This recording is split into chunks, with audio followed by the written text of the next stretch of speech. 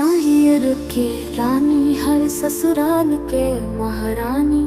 ननद से काम करावे सासू से भरावे पानी। देवरवा से कहे ले आव केरा छिलनी। पति से बोले हम तानी बन गई है साड़ी बनवानी। हो रही उठ के पोछा लगई बाड़ी जैसे नौकरानी। मन में बोले माए कब अबू नाहियर रानी। ओकरिया के पीठ पाछू भात उठावले बानी। आँच न लाके राजा जी के ओढ़निया से हवा झूलवानी।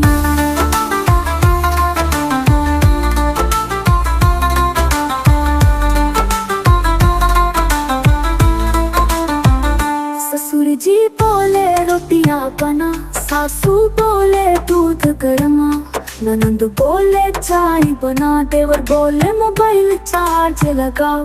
अंगना में जब अलमाई के संदेशा खुश होके बोले सखी। जिंदगी में आई बहार के पैसा। नाहियर के रानी हम ससुराल में पिस गई जिंदगी। कब आईबू फिर से मायके अंगना पे वास मांगी छुट्टी 2 दिन की।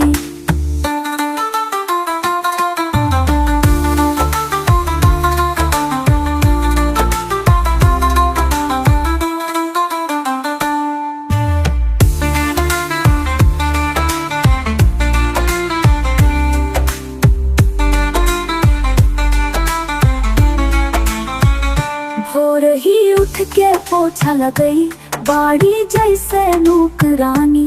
मन में बोले माए कब आईबू नाहियर रानी।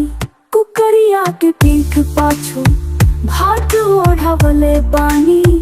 आँच न लागे राजा जी के ओढ़निया से हवा झुलवानी। ससुर जी बोले रोटियां बना। सासू बोले दूध गरमा।